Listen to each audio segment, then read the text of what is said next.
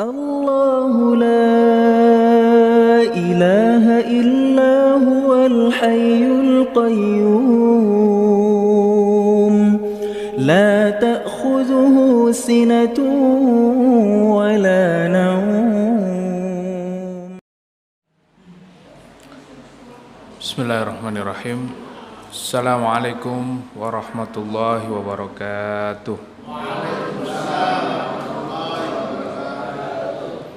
Alhamdulillah, nahmaduhu wa nasta'inuhu wa nastaghfiruh wa na'udzu billahi min shururi anfusina wa min sayyiati a'malina.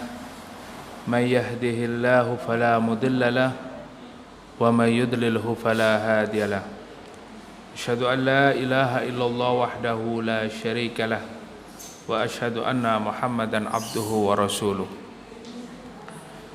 Allahumma salli wa sallim ala nabiyyina Muhammadin wa ala alihi wa ashabihi wa man tabi'ahum bi ihsanin ila yaumiddin, amma ba'du. Bapak Ibu, saudara-saudari jamaah Masjid Dzikrullah yang dimuliakan Allah, alhamdulillah pada malam hari ini kita diberikan kesempatan oleh Allah untuk melaksanakan amalan yang sangat dimuliakan oleh Allah dan Rasul-Nya dan juga para malaikat, begitu juga makhluk Allah yang ada di muka bumi ini, senantiasa mendoakan kebaikan bagi siapa saja yang melangkahkan kakinya menuju ke majelis ilmu. Dan pada malam hari ini kita melanjutkan kajian tafsir Ibnu Katsir yang insyaallah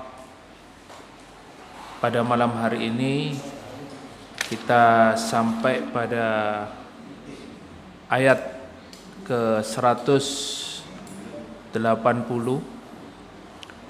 dan insyaallah ya kita lanjutkan 181 dan 182. Ayat-ayat ini insyaallah ada keterkaitan dengan ayat-ayat yang sudah kita kaji beberapa waktu yang lalu. Pada kajian yang lalu kita sudah mengkaji terkait tentang sebuah hukum, di mana kita mengenal di dalam Islam yaitu hukum qisas. Dan hukum qisas ini dibuat oleh Allah Subhanahu wa taala untuk menjaga kemaslahatan atau menjaga keberlangsungan hidup masyarakat, sehingga orang tidak mudah membunuh, orang tidak mudah untuk menumpahkan darah. Inilah fungsi hukum atau syariat Allah Subhanahu wa taala ketika diberlakukan di tengah-tengah masyarakat, ketika dipakai untuk mengatur urusan sebuah masyarakat, maka insya Allah akan mendatangkan kebaikan dan kebaikan. Begitu pula akan mendatangkan keberkahan, sehingga ketika penduduk negeri ini menerapkan syariat Allah, fa insyaallah negeri itu akan menjadi baldatun thayyibatun wa rabbun ghafur. Inilah tujuan syariat itu dibuat oleh Allah Subhanahu wa taala untuk kemaslahatan, sehingga hukum qisas ini bukan sesuatu yang menakutkan ketika kita memahaminya. Maka kalau kita ingin mengulang kajian ya terkait tentang hukum kisos ini, ya silahkan ditonton YouTube-nya Zikrullah, Masjid Zikrullah Official ya Pak ya. Ya. Ini untuk merefresh ya. Apa sih hukum kisos itu? Supaya tidak tertanam pada diri kita ini ketakutan atau kekhawatiran seperti yang digambarkan oleh orang-orang barat, orang-orang kafir yang tidak suka terhadap Islam. Ya. Tetapi bagi mereka yang membuka akalnya, yang membuka pikirannya, maka dia akan bisa memahami. Ya. Sehingga perlu diskusi, ya. Perlu diskusi, perlu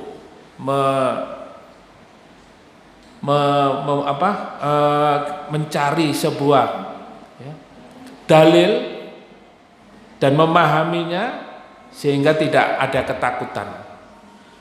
Nah, insya Allah seluruh syariat Allah ini memiliki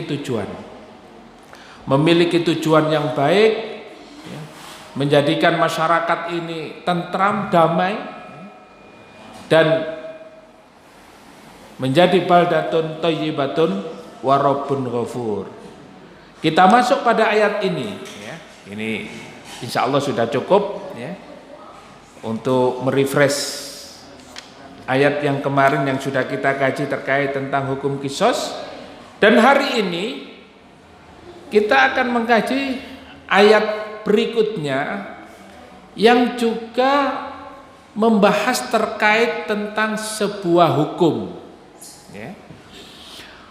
Kalau kemarin hukum kisos itu adalah berfungsi untuk menjaga masyarakat agar tidak terjadi pertumpahan darah ya, dan bertujuan untuk hifdzun nafas, yaitu menjaga jiwa. Maka hari ini kita akan mengkaji satu hukum yang kita kenal di dalam Islam itu wasiat ya. Wasiat ini ternyata adalah bagian dari hukum syariah. Dan wasiat ini adalah berfungsi untuk menjaga keluarga. Nah, menjaga keluarga. Kalau kemarin hukum kisos itu Allah jelaskan ya, untuk menjaga jiwa, menjaga maslahat ya, agar masyarakat itu tidak berbuat dolim dan menerapkan keadilan di tengah-tengah masyarakat. Maka hari ini kita akan mengkaji satu hukum di dalam syariat itu terkait dengan wasiat, yaitu menjaga kemaslahatan di dalam sebuah keluarga. Jadi kalau kemarin cakupannya luas ya, pada ayat ini kita mengkaji bagaimana hukum-hukum syariat itu yang juga berfungsi untuk menjaga keluarga.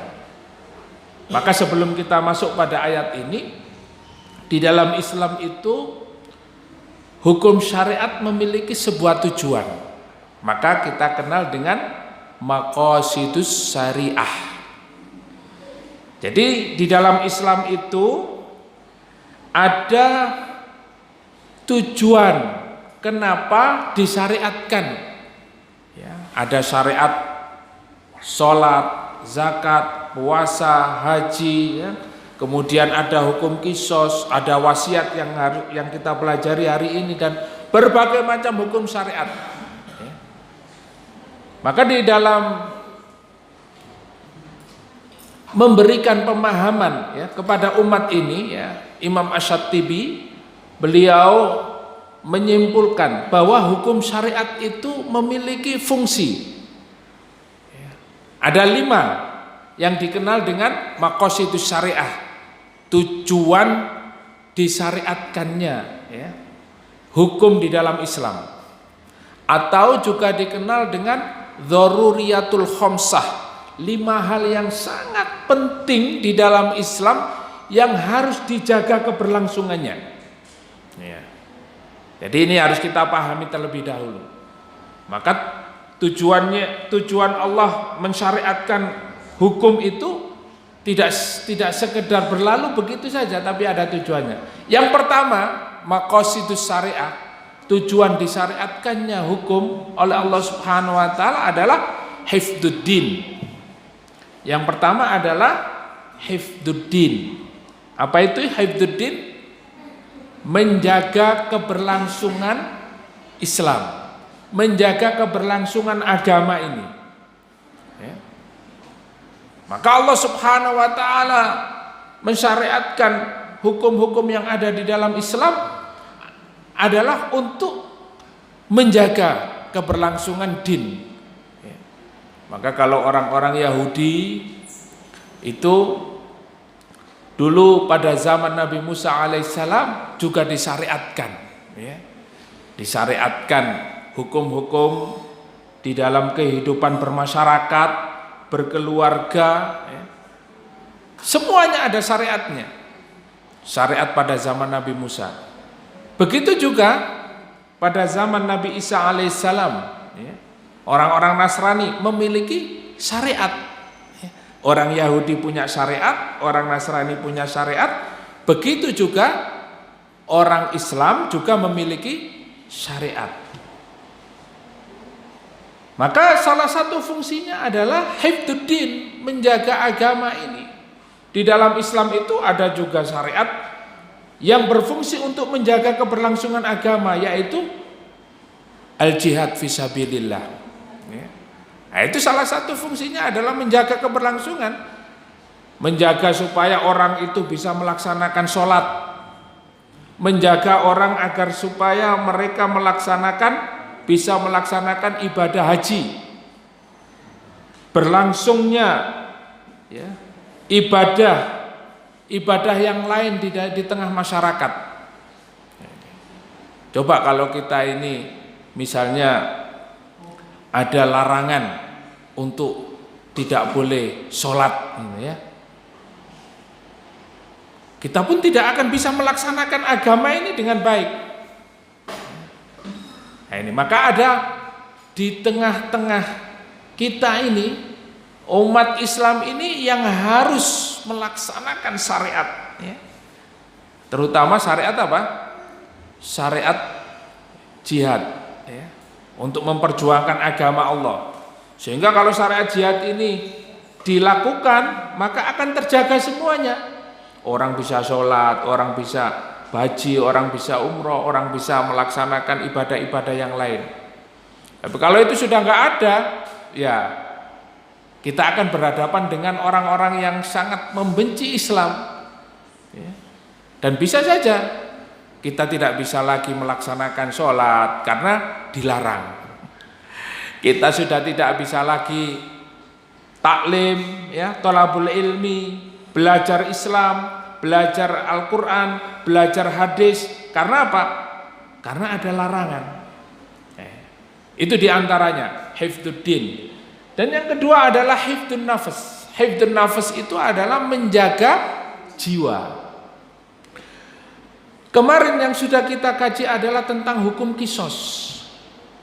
Maka di antara fungsi hukum kisos itu adalah hifdzun nafas, menjaga jiwa, menjaga diri, menjaga tubuh, menjaga nyawa.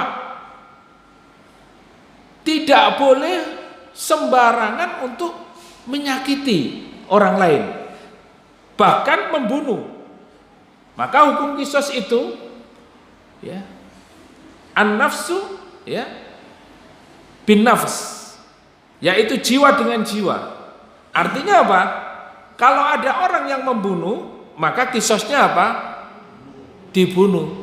Hanya orang yang membunuh, bukan seluruh keluarganya, tetapi hanya orang itu yang membunuh. Nah, ini syariat. Untuk apa? Untuk menjaga, ya, untuk menjaga keberlangsungan nyawa ini supaya tidak sia-sia, ya. Karena kalau tidak begitu, orang mudah sekali untuk membunuh, orang mudah sekali untuk menumpahkan darah, ya. Hanya karena tersinggung sedikit sudah melakukan perbuatan yang sampai melayang, ya, sampai nyawa melayang, menghilangkan nyawa. Ini salah satu perbuatan yang dilarang di dalam Islam. Oleh karena itu, menjaga jiwa ini adalah sebuah syariat yang sangat utama di dalam Islam. Jadi kita tidak sembarangan, Pak, untuk melakukan hal-hal yang menjadikan seorang muslim itu melakukan perbuatan-perbuatan, ya, sampai pada pembunuhan. Makanya dalam Islam itu ada aturannya, ya. Kalau kita memahami hukum-hukum Islam, maka kita akan memiliki pemahaman yang sangat luas dan berhati-hati untuk mengkafirkan orang lain, berhati-hati untuk tidak memurtadkan saudaranya sesama muslim, ya. Karena kalau sudah mengkafirkan orang lain, itu konsekuensinya adalah halal darahnya. Memurtadkan orang lain, ya, boleh diperangi. Maka ini harus berhati-hati, sehingga fungsi daripada syariat itu adalah menjaga jiwa, ya. Kemudian yang ketiga adalah hifdzul mal. Nah, hifdzul mal itu menjaga harta. Di antara fungsi syariat itu menjaga harta. Maka di dalam ayat yang kita kaji pada malam hari ini membicarakan tentang harta, sehingga kita harus mewasiatkan, ya. Mewasiatkan ini ya wasiat tentang harta. Harta ini jangan sampai jatuh ke tangan orang yang justru harta kita ini digunakan untuk perbuatan-perbuatan dolim, dan harta kita tidak bermanfaat untuk kemaslahatan umat, ya, atau tidak menjadi sebagai amal jariah. Makanya di dalam Islam itu ada hifdzul mal, menjaga harta, ya. Jadi harta kita ini adalah harta yang betul-betul memiliki, ya, keutamaan. Jadi kita orang muslim itu berhak memiliki kekayaan, ya. Jangan sampai kita, ya, orang Islam ini kan masuk surganya kebanyakan orang miskin. Jadi ya sudahlah, saya ndak ingin kaya, ya. Cita-cita kok ndak ingin kaya, ya. Cita-citanya, ya, ingin jadi orang miskin. Nah, ini harta ini di dalam Islam dijaga betul, sehingga kekayaan seorang muslim itu, ya, harus betul-betul digunakan untuk kemaslahatan, ya. Makanya di dalam kekhilafahan para sahabat ini, ya, terutama Khulafaur Rasyidin, ya, makmur umat Islam itu, karena memang harta ini dikelola dengan baik, ya, dikelola oleh Baitul Mal. Kemudian pengelolaannya juga, waalaikumsalam, ya, pengelolaannya itu sesuai dengan aturan Islam. Kemudian yang keempat yaitu hifdzun nasl. Hifdzun nasl itu adalah menjaga keturunan. Jadi Bapak Ibu yang dimuliakan oleh Allah, syariat Islam ini komplit, ya, dan sudah mengatur semua lini kehidupan kita, menjaga agama, menjaga jiwa, menjaga harta, menjaga keturunan, dan yang terakhir adalah hifdzul aql, yaitu menjaga akal pikiran. Jadi Islam itu mengarahkan seseorang untuk memiliki akal sehat. Jadi syariat Islam itu tidak akan bertentangan dengan akal sehat. Justru ketika kita ini melaksanakan syariat Allah Subhanahu wa taala, akal kita menjadi sehat, menjadi waras, ya. Justru orang-orang yang menentang syariat Allah, menentang syariat Islam itulah kadang-kadang akalnya itu kurang sehat, kurang waras, ya. Itulah maqasidus syariah, ya, tujuan Allah mensyariatkan hukum-hukum di dalam Islam ini. Baik, kita masuk pada ayat yang kita kaji pada malam hari ini, yaitu Al-Baqarah ayat 108. A'udzubillahi minasyaitonirrajim. Kutiba 'alaikum idza hadara ahadakumul maut in taraka khairan al-wasiyatu lil walidaini wal aqrabina bil ma'ruf haqqan 'alal muttaqin. Ayat yang pertama, kutiba 'alaikum idza hadara ahadakumul maut. Telah diwajibkan, ya. Kemarin kutiba 'alaikumul, ya, kisos, ya. Kutiba 'alaikumul kisos. Sekarang kutiba 'alaikum. Sama konteks kalimatnya itu diwajibkan kepada kamu. Nah, setelah ayat ini kita masuk pada kutiba 'alaikumus siyam, ya, sama diwajibkan. Ini juga begitu. Kemarin kutiba 'alaikumul kisos, diwajibkan atas kamu untuk melaksanakan hukum kisos. Hari ini kita mengkaji kaitannya dengan menjaga keberlangsungan dalam keluarga. Kalau kemarin skupnya lebih luas, Allah memerintahkan kita untuk melaksanakan hukum kisos itu untuk menjaga kemaslahatan di tengah masyarakat supaya tidak terjadi kedzaliman, ya, pembunuhan dan lain sebagainya. Maka ada hukum kisos. Di dalam ayat ini kita diarahkan untuk menjaga betul-betul kemaslahatan, keberlangsungan di dalam rumah tangga, ya. Rumah tangga. Kutiba 'alaikum, diwajibkan atas kalian, idza hadara ahadakumul maut, ya, apabila telah datang tanda-tanda apa? Kematian, ya. Artinya telah datang kematian. Maksudnya itu telah apabila, ya, nanti sudah ada tanda-tanda kematian, ya. Idza hadara ahadakumul maut in taraka khairan. Nah, di sini disebutkan oleh Allah Subhanahu wa taala, jika kamu itu meninggalkan khairan. Khairan itu mal kathir, harta yang banyak, harta yang melimpah. Nah, itu di sini Allah Subhanahu wa taala tidak memakai mal, intaroka mal, tidak.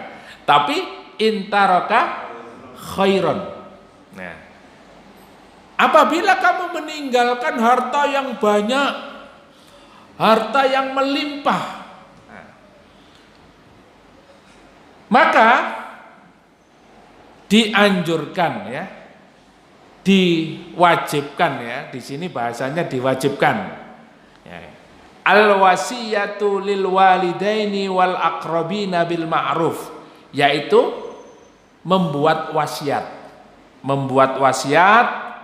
untuk walidain, kedua orang tua, dan kerabat, bil ma'ruf, dengan cara yang baik. Jadi harta ini, Pak, ketika kita khawatir nanti tidak ada manfaatnya atau tidak digunakan untuk kebaikan-kebaikan, maka boleh kita berwasiat. Maka di dalam wasiat ini para ulama berpendapatnya di dalam tafsir ini ya, dan juga di beberapa kitab-kitab tafsir yang lainnya, bahwa wasiat ini yang pertama adalah hukumnya wajib. Hukumnya wajib. Dan hukum wajib ini berlaku bagi orang yang memiliki harta. Jadi panjenengan kalau misalnya sudah memiliki ya simpanan harta yang banyak, kemudian nanti kok kita khawatir harta ini tidak terpakai ya, tidak difungsikan untuk kebaikan-kebaikan, maka boleh kita melakukan apa? Kita berwasiat.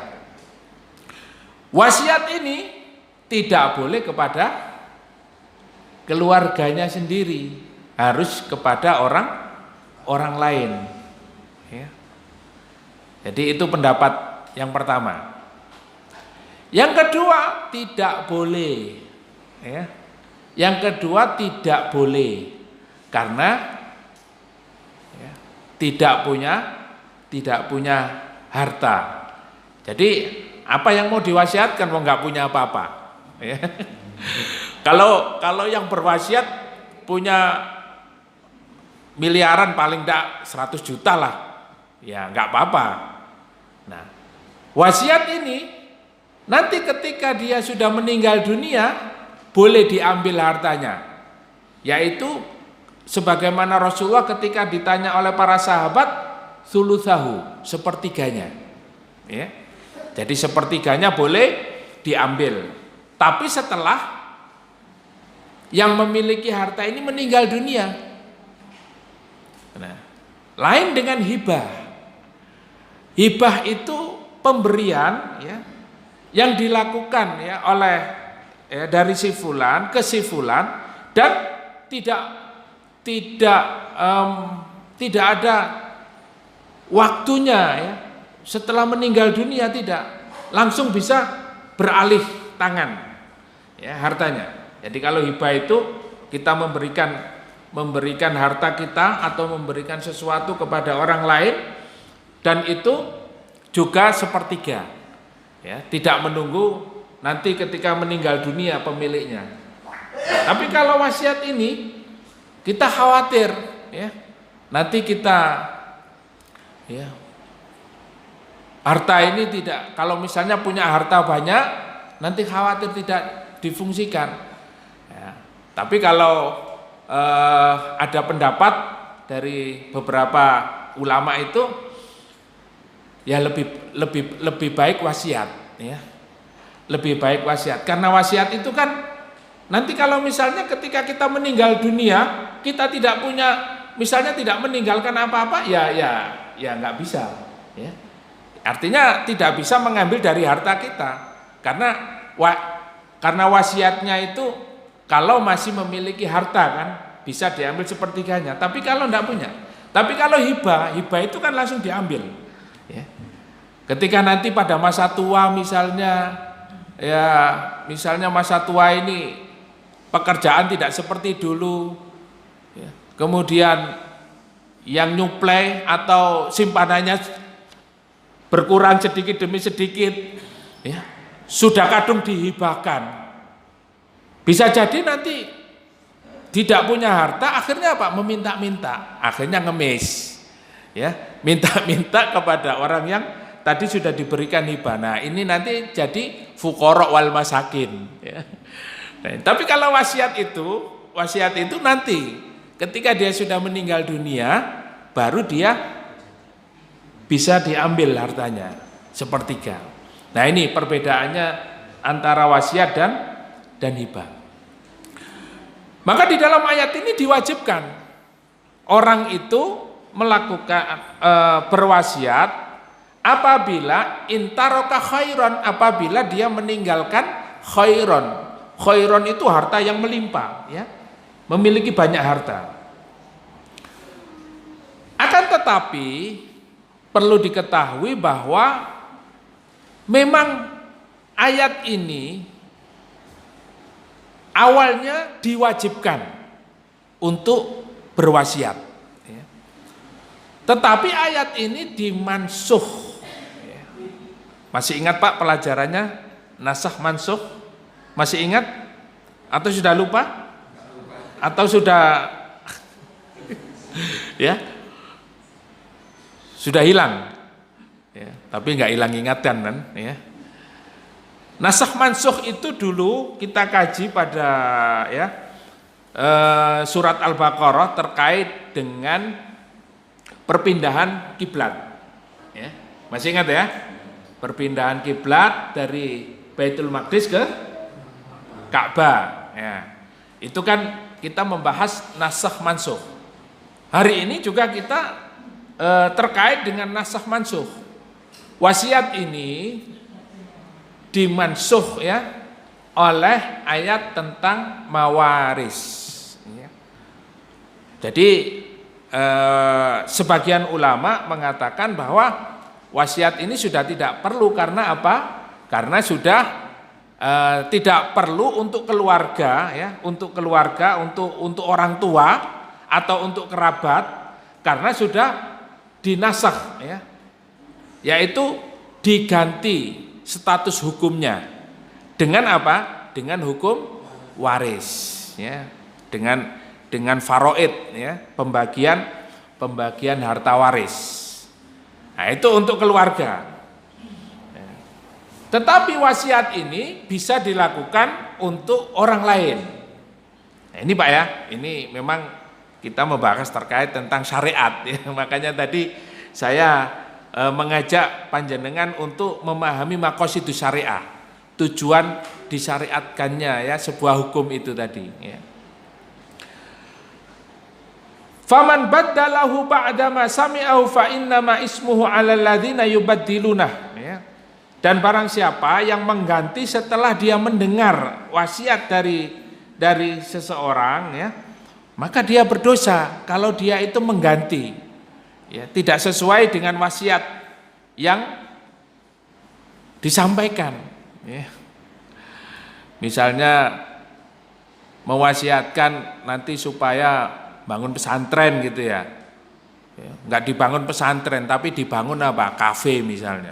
Nah, itu ismun ya, dia berdosa karena tidak menjalankan wasiat ya, yang sudah disampaikan. Innallaha sami'un alim, sesungguhnya Allah Maha mendengar dan Maha mengetahui. Faman khafa min musin janafan au isman fa aslaha bainahum fala isma alaih innallaha ghafurur rahim ya. Dan kalau memang dia melakukan sebuah kesalahan ya, maka hendaknya dia segera memperbaiki ya kesalahan-kesalahan itu ya. Innallaha ghafurur rahim, sesungguhnya Allah Subhanahu wa taala Maha Pengampun dan Maha Penyayang. Bapak Ibu yang dimuliakan Allah Subhanahu wa taala, ini adalah ayat yang mengajarkan kepada kita untuk menjaga keluarga ya. Karena apa? Karena wasiat ini dilakukan agar orang yang memiliki khairan tadi, memiliki harta yang banyak tadi, khawatir nanti kalau diberikan kepada ahli waris yang juga kaya raya, itu hartanya tidak bermanfaat. Ya.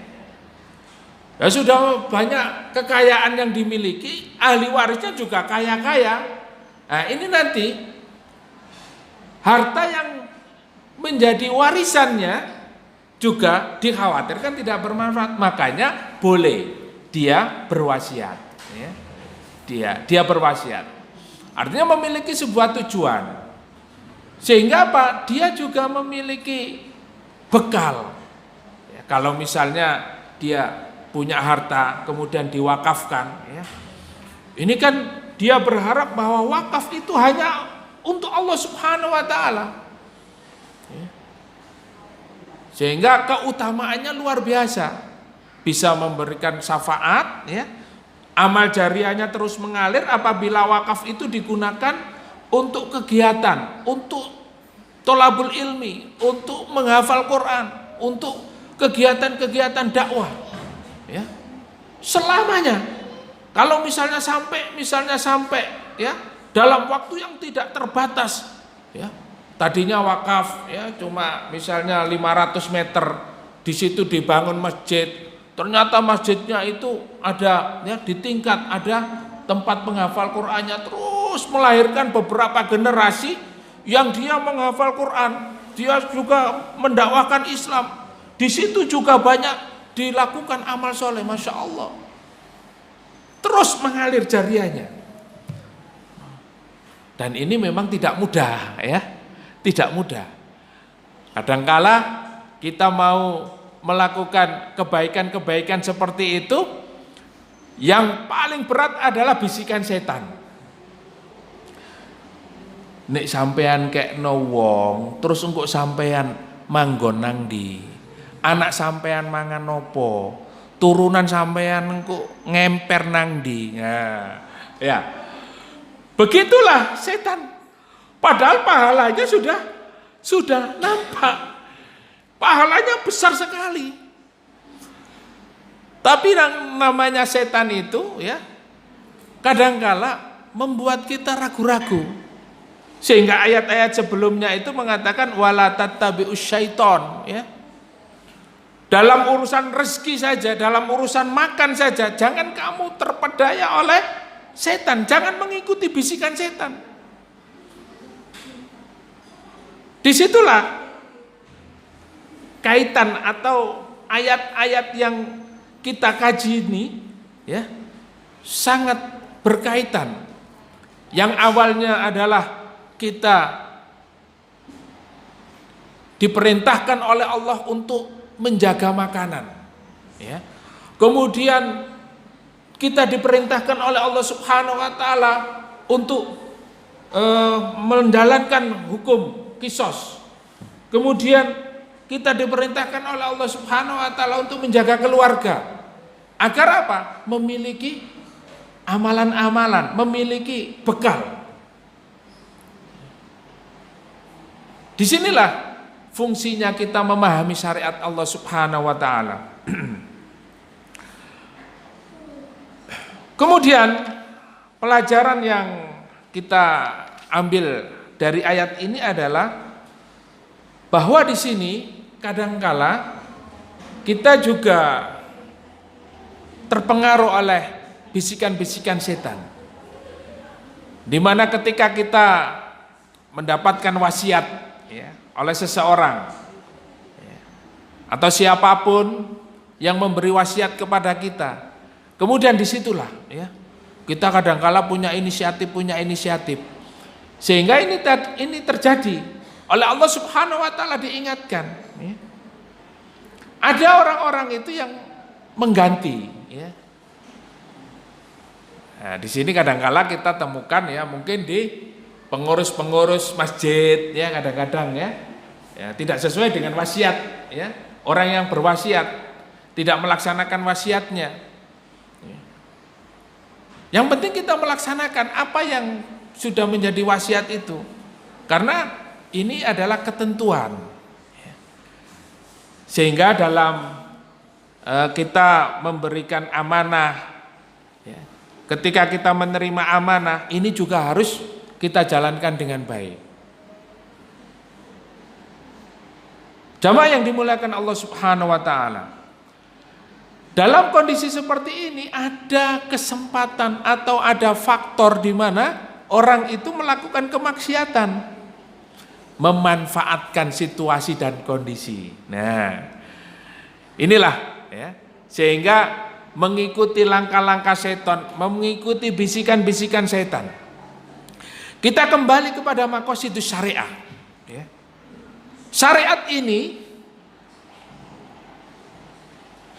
dibuat oleh Allah Subhanahu wa taala dengan tujuan untuk menjaga kemaslahatan, ya, baik dalam sekup, ya, yang lebih luas yaitu negara, ya, masyarakat, ataupun dalam lingkup yang lebih kecil yaitu keluarga.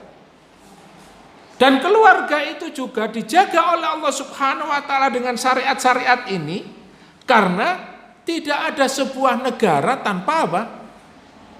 Keluarga. Karena yang namanya masyarakat, yang namanya negara itu terdiri dari keluarga-keluarga.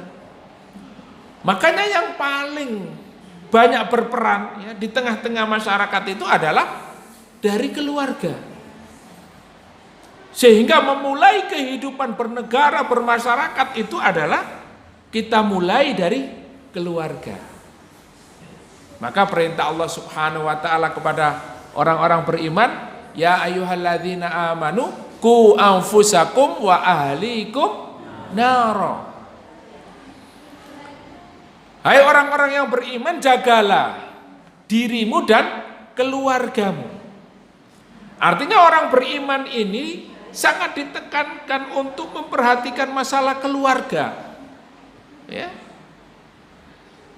Dan Rasulullah memberikan nasihat, berwasiat juga kepada kita. Ya. Sebaik-baik kalian adalah yang paling baik perlakuannya kepada keluarganya, kepada istrinya. Nah, jadi akhlak terbaik ya, di situ hadisnya adalah akmalul mu'minina imanan ahsanuhum khuluqan. Ya. Iman yang sempurna itu adalah yang paling baik akhlaknya, dan akhlak yang terbaik di antara kalian itu adalah yang paling baik kepada keluarganya. Nah, makanya bagian daripada revolusi akhlak atau merubah keadaan sebuah masyarakat, sebuah negara itu tergantung dari bagaimana keadaan keluarga. Kita ingin keluar, kita ingin masyarakat yang ya, misalnya ideal. Negara ini negara yang ideal. Lah keluarganya sendiri tidak ada ideal-idealnya. Ya. Dalam urusan makanan, dalam urusan mencari rezeki, dalam urusan ya, pendidikan, dalam urusan ekonomi masih berantakan. Masih banyak pelanggaran-pelanggaran syariat yang dilakukan. Bagaimana kita ingin melaksanakan syariat di dalam sebuah masyarakat? Ya. Maka Allah Subhanahu wa taala menekankan kepada kita agar kita mulai dari diri kita. Rasulullah menyampaikan kepada kita, ibda binafsik. Mulailah dari dirimu. Bagaimana kita ingin menerapkan hukum-hukum Allah di tengah masyarakat ini? Ya kita mulai dari diri sendiri. Ini memang perlu perjuangan, ya. Perlu perjuangan. Makanya hari ini ya ada sebuah peristiwa yang mungkin viral ya di tengah-tengah masyarakat ya, yang terjadi di beberapa ya kasus artis-artis itu mempengaruhi masyarakat juga, ya. Nah, yang rajin lihat film ya, yang rajin lihat ya medsos itu tahu ya, ada KDRT ya, betul ya, kekerasan dalam rumah tangga ya, betul, KDRT ya. Ini sebetulnya bukan kejadian yang pertama. Hal-hal yang seperti ini sangat sering terjadi di masyarakat. Bahkan di rumah tangganya orang-orang Islam sendiri banyak ya. Bukan orang-orang biasa, di kalangan ustadz-ustadz pun banyak terjadi seperti itu. Karena apa? Karena memang itu adalah emosi yang tidak terkontrol. Jamaah yang dimuliakan Allah Subhanahu wa taala. Oleh karena itu, inilah tujuan syariat ya, maqasidus syariat. Jadi dalam masalah wasiat ini kembali kepada keluarga. Maka bagaimana kita membuat korelasi ya, antara hukum qisas dengan wasiat ya? Korelasinya adalah bagaimana Allah Subhanahu wa taala ingin menjadikan masyarakat ini baik dengan syariat Allah. Kemudian keluarga ini juga menjadi baik, sehingga antara masyarakat dengan keluarga ini ada kaitan yang sangat erat. Masyarakat dan sebuah negara tidak menjadi baik kecuali keluarganya menjadi baik. Maka ada satu kaidah ya, wanita itu menjadi tiang negara, Pak. Ternyata tiangnya negara itu siapa? Wanita. Oleh karena itu di dalam Islam pun sangat memperhatikan tentang urusan wanita, tentang urusan perempuan. Tidak main-main. Allah Subhanahu wa taala memberikan satu gambaran ya. Di dalam surat At-Tolak ya, At-Tolak atau surat At-Tahrim itu. Daraballahu mathalan lil ladzina amanu ya. Daraballahu mathalan lil ladzina kafaru imra'atan Nuh wa imra'atan Lut. Allah Subhanahu wa taala memberikan permisalan tentang seorang wanita, yaitu istrinya Nabi Nuh dan istrinya Nabi Lut. Ya, jadi Allah memberikan permisalan perempuan-perempuan kafir itu, yaitu dengan permisalan istrinya Nabi Nuh dan istrinya Nabi Lut. Kanata tahta abdaini min ibadina sholihin. Kata Allah Subhanahu wa taala, mereka berdua ini adalah istrinya hamba-hamba kami yang soleh, hamba-hambaku yang soleh. Artinya apa? Istrinya Nabi ya. Kalau sekarang gitu istrinya kiai ya gitu ya. Istri-istrinya ya dari hamba Allah yang soleh, para nabi. Akan tetapi menjadi permisalan bagi orang kafir. Bagaimana bisa? Ya. Yaitu khanatahuma. Istrinya Nabi Nuh dan Nabi Lut ini berkhianat kepada suaminya. Apa bentuk pengkhianatannya? Bentuk pengkhianatannya adalah mereka tidak taat kepada Nabi Nuh dan kepada Nabi Lut untuk bersama-sama mendukung dakwah, mendukung melaksanakan syariat Allah di tengah-tengah masyarakat. Istrinya Nabi Nuh dan Nabi Lut bukan tidak mau melayani suaminya ketika di rumah, sama, biasa. Akan tetapi dalam urusan dakwah, dalam urusan syariat, penegakan syariat Allah, istri-istrinya para nabi ini tidak mau mendukung.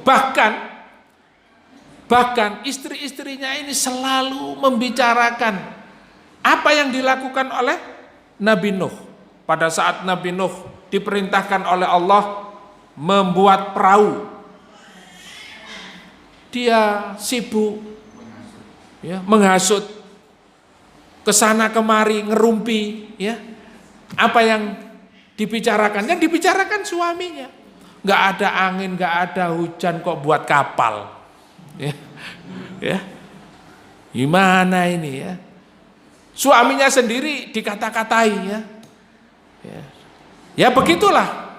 Kalau sudah tidak mendukung dakwah suaminya, tidak mendukung ya kegiatan suaminya untuk melaksanakan syariat Allah Subhanahu wa taala. Begitu juga Nabi Lut, istrinya sama. Fakhanatahuma. Kemudian disitulah Allah Subhanahu wa taala mengatakan ya bahwa mereka ini apa? Masuk ke dalam neraka. Ya. Penghuni neraka di dalamnya adalah istri para nabi. Coba. Ya. Istrinya nabi dimasukkan oleh Allah ke dalam neraka. Dan kemudian Allah juga memberikan gambaran permisalan kepada orang beriman terkait dengan siapa? Dua orang perempuan yang solihah, yaitu istrinya Fir'aun, Asia. Istrinya Fir'aun ini selama hidupnya tidak pernah mau disentuh oleh Fir'aun.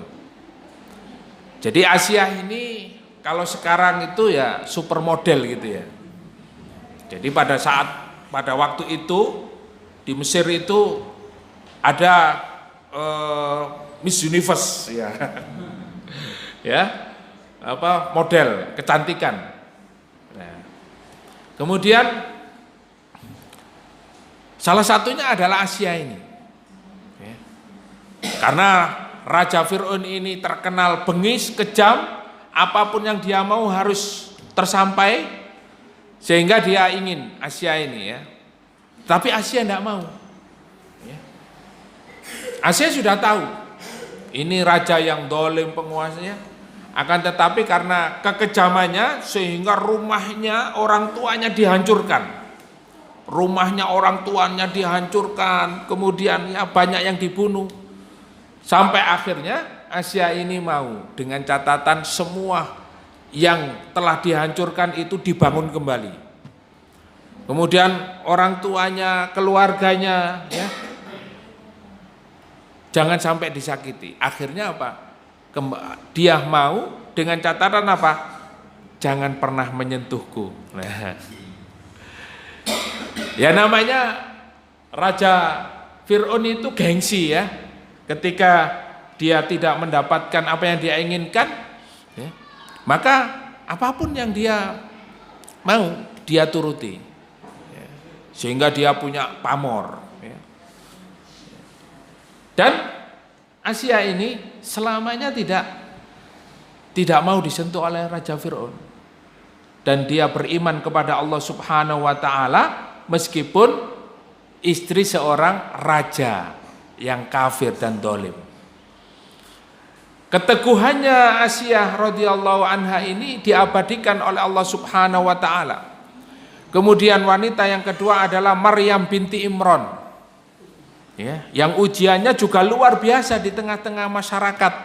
Bagaimana tidak, beliau ini mengandung, beliau ini hamil tanpa suami. Coba kalau hari ini ada seorang perempuan ya, wanita muslimah yang solihah, kemudian hamil, tidak ada suaminya. Apa kata masyarakat? Ya. Sudah tentu negatif. Begitulah yang dialami oleh Maryam binti Imran. Akan tetapi ketaatannya kepada Allah Subhanahu wa ta'ala, kesolehannya ini ya, Maryam binti Imran ini ibadahnya luar biasa sehingga Allah datangkan makanan langsung dari surga. Nah ini, makanya ibu-ibu wanita yang solehah jangan khawatir ketika kita melaksanakan syariat Allah, beribadah kepada Allah, Allah memenuhi kebutuhan kita. Sebagaimana kebutuhan Maryam binti Imran. Ya. Hanya di mihrab, ya, tidak keluar, menjaga kesuciannya. Kemudian beribadah taat kepada Allah Subhanahu wa ta'ala. Apa yang diminta oleh Maryam binti Imran dikabulkan oleh Allah Subhanahu wa ta'ala. Ini sangat terkenal. Ya. Yang seperti itu bukan tanpa pengorbanan. Karena ketaatannya Maryam binti Imran inilah Allah Subhanahu wa ta'ala memberikan, ya, menjaga. Dan ketika fitnah itu terjadi di tengah masyarakat, ya, mengandung hamil tanpa suami, Allah pun memberikan keajaiban. Nabi Isa alaihissalam bisa berbicara waktu bayi. Inilah keajaiban-keajaiban yang diberikan oleh Allah Subhanahu wa ta'ala. Maka di dalam melaksanakan syariat Allah Subhanahu wa ta'ala ini kita tidak perlu ragu. Di dalam ayat-ayat sebelumnya Allah Subhanahu wa ta'ala menyampaikan wala tattabi'u, ya, wala tattabi'u khutuwatis syaiton. Wa idza qila lahum ittabi'u ma anzalallahu qalu bal nattabi'u ma alfaina aba'ana. Ya. Macam-macam orang-orang yang diajak untuk melaksanakan syariat Allah itu macam-macam. Alasannya macam-macam, ya. Padahal ketika kita melaksanakan syariat Allah Subhanahu wa taala, Allah akan memberikan kepada kita, ya, sebagaimana yang dijanjikan oleh Allah Subhanahu wa taala, ya, pahala yang besar. Tetapi mungkin kita tidak sanggup ketika Allah menguji kita. Kadangkala kita tidak memprediksi ujian-ujian yang datang kepada kita ini bentuknya seperti apa. Apakah saya sanggup atau tidak? Maka kita juga kembali kepada ayat-ayat Allah yang sudah kita kaji di dalam surat Al-Baqarah. Apa yang sudah kita kaji? Walanabluwannakum bisyai'im minal khaufi wal ju'i wa naqsim minal amwali wal anfusi wath thamarat. Kadangkala Allah itu menguji kita, Pak. Dengan apa? Dengan kelaparan, dengan ekonomi yang sulit. Mungkin pekerjaan hari ini juga, ya, semakin merosot pendapatan, pekerjaan sulit, ya. Dagang juga mulai menurun, sepi, ya. Jadi YouTuber ya view-nya nggak ada. Ya. Berbagai macam kondisi. Ini ujian dari Allah Subhanahu wa taala. Minal khaufi, ketakutan-ketakutan yang dialami. Apalagi sekarang kita mengalami banyak ketakutan yang itu sebetulnya mengarah kepada kesyirikan karena kita takut kepada selain Allah Subhanahu wa taala. Maka tauhidnya harus kita perkuat, keimanan kita harus kita tambah, ya, dengan terus thalabul ilmi, dengan terus menambah keimanan, beramal soleh sebanyak-banyaknya. Badiru bil a'mal, segera kalian melaksanakan amal apapun itu, ya, meskipun thalabul ilmi, meskipun kita memberikan sedekah walau bitamrin, meskipun satu butir kurma, ya. Kalau mungkin sekarang ya mungkin meskipun 1.000 atau 2.000 perak kita keluarkan, itu adalah bentuk amal kita, bersegera melaksanakan amal. Karena apa? Karena akan datang fitnah, karena akan datang hari-hari di mana banyak orang itu imannya turun. Yusbihur rajulu mu'minan wa yumsi kafir, paginya beriman, sore kafir. Sorenya beriman, paginya sudah kafir. Rasulullah menjelaskan bagaimana bisa orang seperti itu, yabi'u dinahu bi'aradim minad dunya. Sebabnya adalah karena dia menjual agama untuk kepentingan dunia. Na'udzubillah min dzalik. Jangan sampai kita meninggal dunia dalam keadaan kita ini menjual agama untuk kepentingan dunia.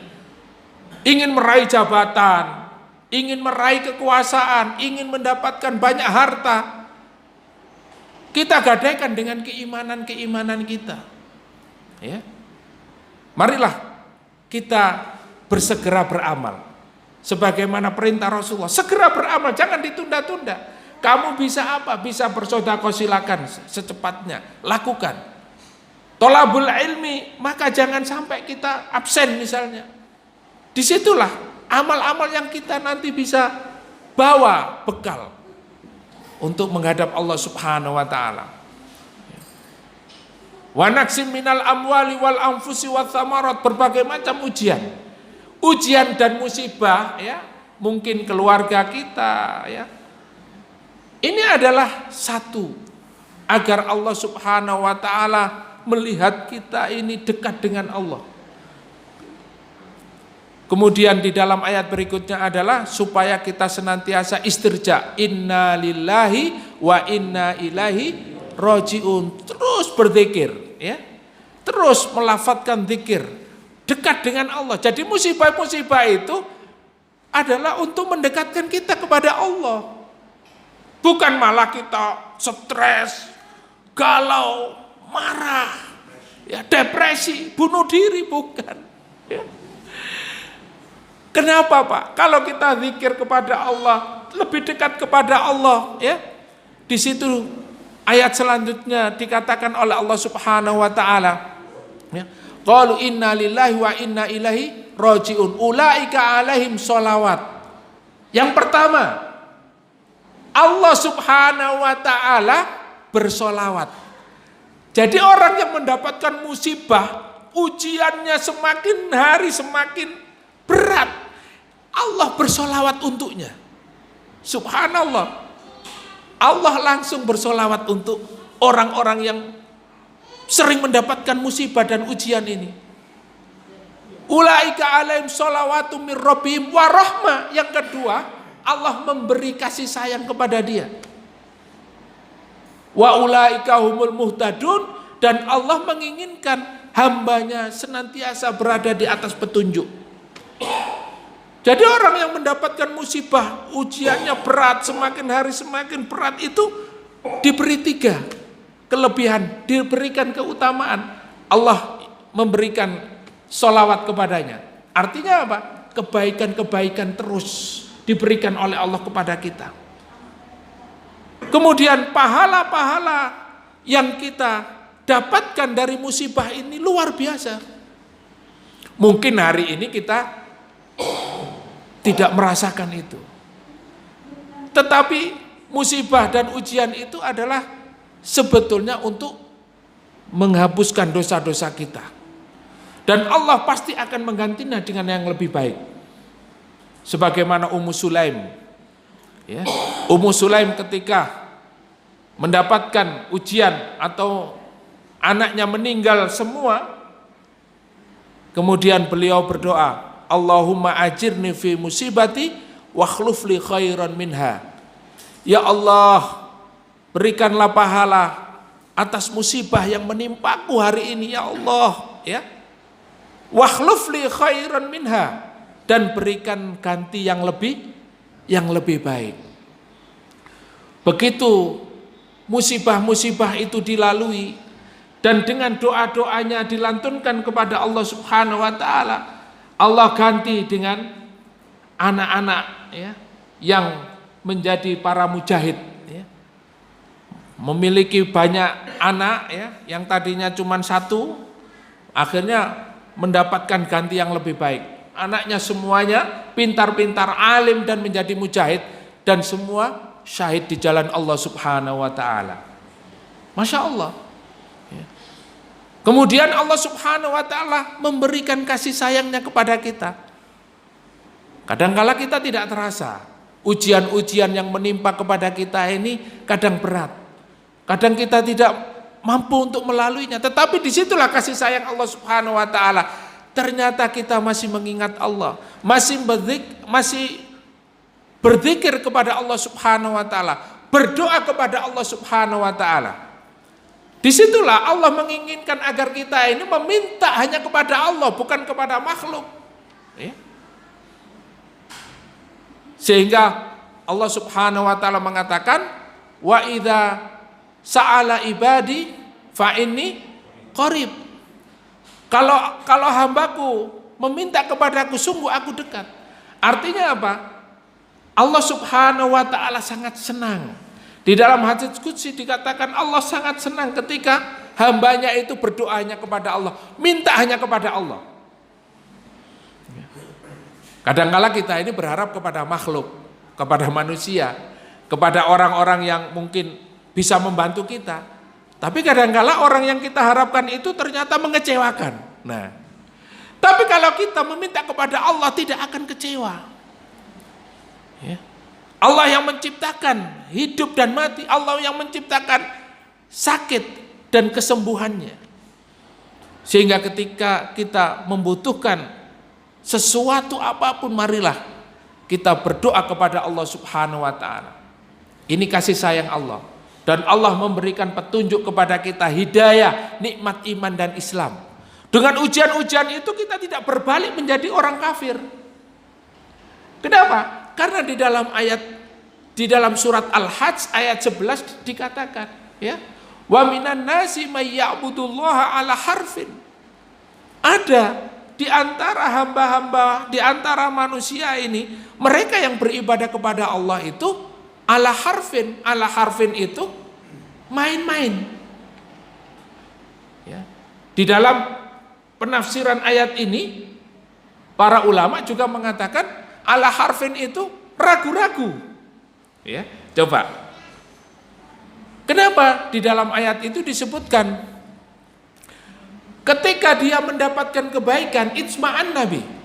Ketika orang itu melaksanakan atau beribadah kepada Allah, kemudian dagangannya lancar, usahanya laris, hidupnya itu penuh dengan pokoknya oleh berkat, ya, semuanya dia dapatkan, ternaknya semakin berkembang, panen pertaniannya panen, dagangannya juga seperti itu, banyak labanya, senang dia, mutmainnah ya.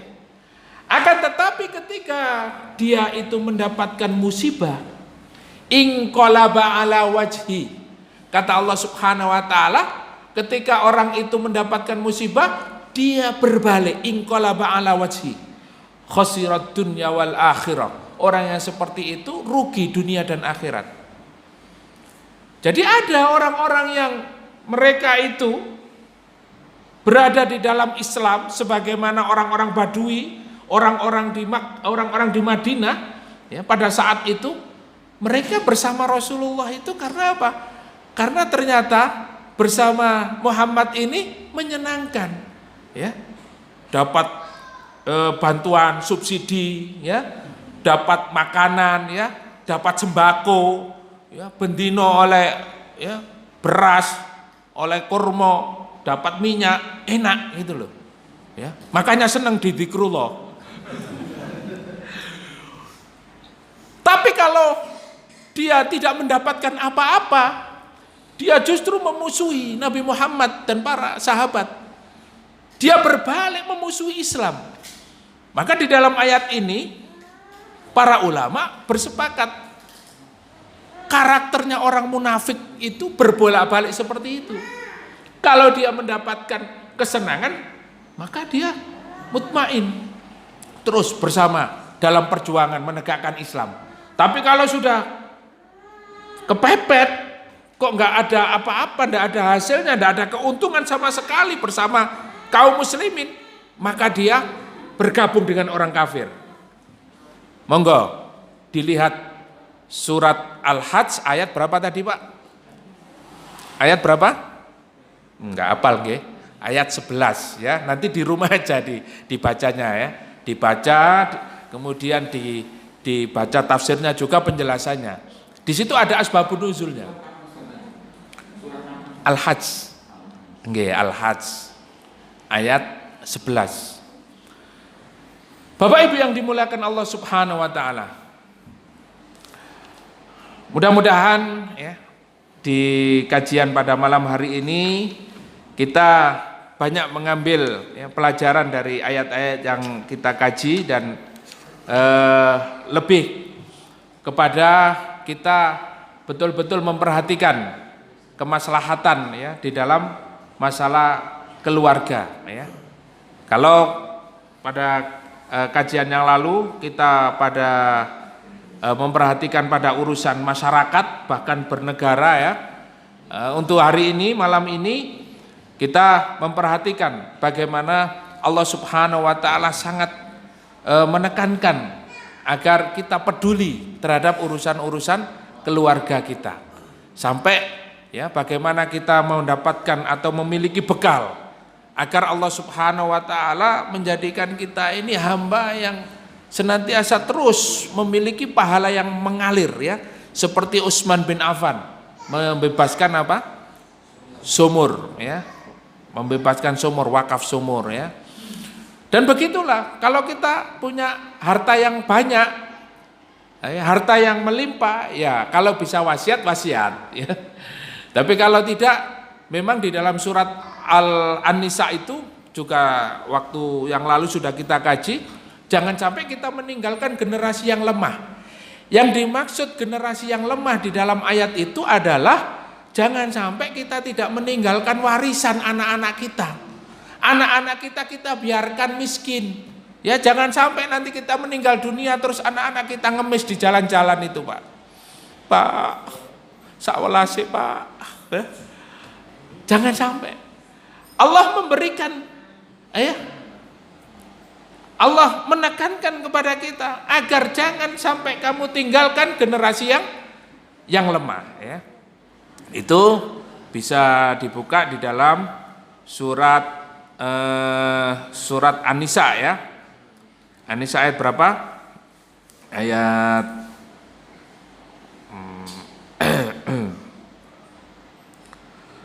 ayat 9 ya. Wal yahsal ladzina law taraku min khalfihim dzurriyyatan di'afan khafu 'alaihim. Jadi ada kaitannya dengan ayat ini ya. Dan hendaklah kalian takut kepada Allah. Ya. Yaitu orang-orang yang seandainya meninggalkan di belakang mereka anak-anak yang lemah. Dzurriyyatan di'afan khafu 'alaihim falyattaqullaha wal yaqulu qaulan sadida. Nah, ini disebutkan oleh Allah setelah memperingatkan atau memberikan pengetahuan kepada kita tentang pembagian waris. Artinya para ulama juga memberikan pemahaman kepada kita, generasi yang lemah yang kita tinggalkan itu adalah generasi yang tidak memiliki bagian harta.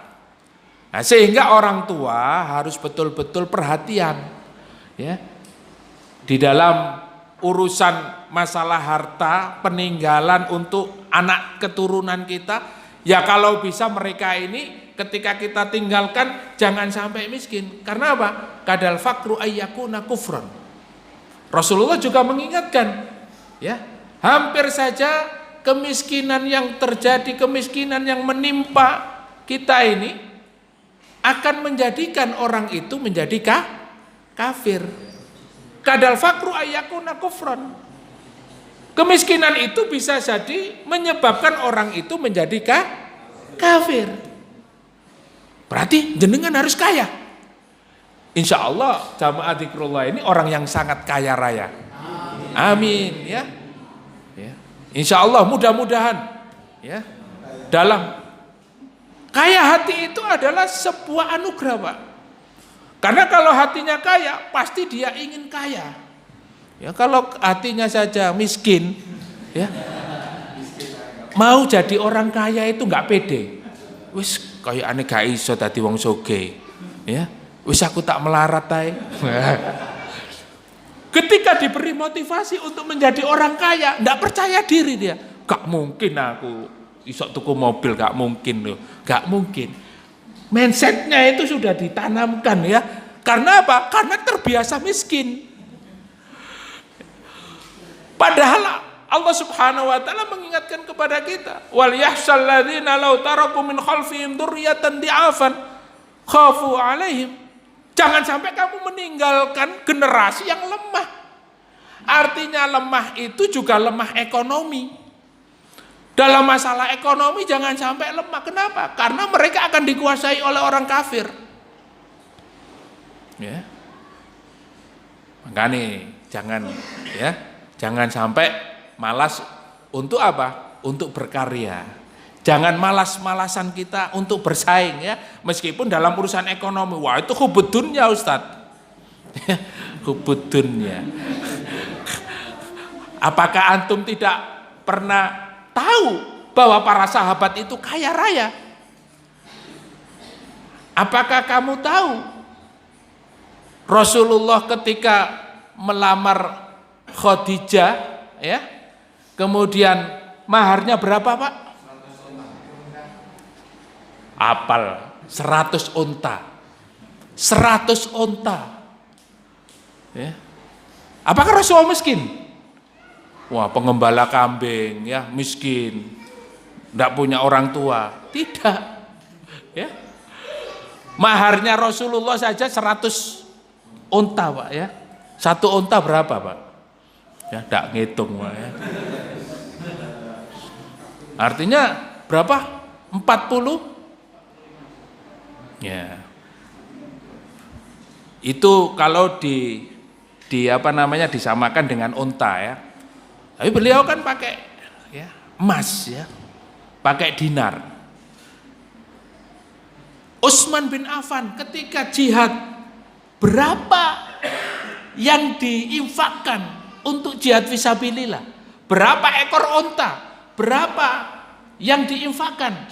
Ya, berupa kuda-kuda, ya, kuda-kuda perang. Abdurrahman bin Auf, ya, Abu Bakar As-Siddiq berlomba-lomba untuk menginfakkan hartanya di jalan Allah Subhanahu wa taala. Ya, kadang-kala kita ini irinya itu dengan orang yang tidak infak. Ya. Padahal di dalam hadis itu iri itu ada 3 ya. Iri dengan orang yang apa? Yang beribadah, iri dengan orang yang tilawatil Quran, iri dengan orang yang infak ya. Hanya 2 ya. Iri itu boleh. Lah kita ini irinya dengan orang yang tidak infak, irinya dengan orang yang tidak ngaji. Padahal iri itu boleh dengan orang yang infak, yang banyak infak, dengan orang yang pintar ngaji. Nah, disinilah kita ini tidak punya mindset atau tidak punya semangat untuk menjadi orang kaya. Padahal Allah mengingatkan jangan tinggalkan generasi lemah. Lemah ekonomi maksudnya di sini, ya, tidak punya warisan, sampean tinggal no anaknya sampean geluduk, ya. Masalah pendidikan itu juga pengaruh. Kalau ekonominya lemah, pendidikannya juga, ya, dia akan menerima pendidikan yang kurang bagus juga. Oleh karena itu, ya, di sini kita tidak untuk membantah hadis di mana di situ disebutkan bahwa penghuni surga itu kebanyakan orang miskin, ya. Ya. Akan tetapi kenyataannya para sahabat, para ulama, Ibnu Mubarak itu seorang mujahid, seorang ulama, seorang saudagar, membiayai jihadnya, membiayai taklimnya dengan hartanya sendiri. Imam Abu Hanifah. Kita ini mungkin jarang mengkaji ulama-ulama yang kaya-kaya ya. Sehingga ya kita tahunya itu adalah orang-orang Islam itu orang-orang yang miskin. Nah, ini yang digambarkan oleh orang-orang kafir yang tidak senang dengan Islam. Kenapa? Mereka sudah ya menerima apa adanya. Apalagi kalau sudah paham tentang masalah takdir, sebagaimana orang-orang Mu'tazilah menyelewengkan makna takdir ini, ya. Nah, disinilah. Padahal takdir itu bisa berubah, yaitu dengan apa? Dengan doa. 50.000 tahun yang lalu, sebelum diciptakan langit dan bumi, Allah sudah menuliskan takdir kita, Pak. Ya, takdir kita sudah ditulis oleh Allah. Tetapi takdir itu bisa berubah dengan apa? Dengan doa. Innallaha la yughayyiru ma biqaumin hatta yughayyiru ma bi anfusihim. Ayatnya jelas. Allah tidak akan merubah satu kaum sampai dia merubah dirinya sendiri. Artinya apa? Kita harus berusaha. Ya gak apa-apa saiki melarat. Insyaallah tahun ngarep sugih. Ya. Insyaallah umroh sak keluarga. Insya Allah haji, nah, begitu ya. Nah, ya. Sekarang banyak Pak. Kalau misalnya niat ya doa Allahumma yassir lana ziyarata Makkah wal Madinah. Allahumma yassir lana ziyarata Baitul Maqdis. Kita berdoa supaya bisa berziarah ke Makkah dan Madinah. Kita berdoa supaya bisa ziarah ke Baitul Maqdis. Fa insyaallah Allah kabulkan. Ya. Itulah ya usaha-usaha kita, sehingga untuk urusan keluarga ini memang kita harus betul-betul memiliki mindset yang benar, sehingga Allah Subhanahu wa taala menekankan kepada kita untuk memperhatikan urusan kita ya, ku anfusakum wa ahlikum naro ya.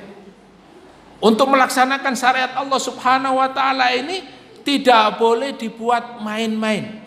Jangan sampai kita terpedaya oleh setan, bisikan-bisikan setan. Oleh karena itu mudah-mudahan di dalam kajian-kajian yang kita lakukan ini senantiasa menambah keimanan kita, menambah keyakinan kita kepada Allah Subhanahu wa taala.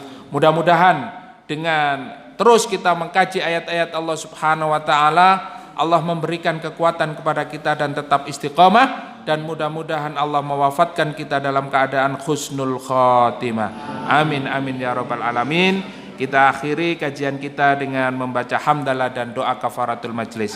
Alhamdulillahirabbil alamin. Subhanakallahumma wa bihamdika asyhadu an la ilaha illa anta astaghfiruka wa atubu ilaik. Kurang lebihnya mohon maaf. Aqulu qouli hadza wassalamu alaikum warahmatullahi wabarakatuh.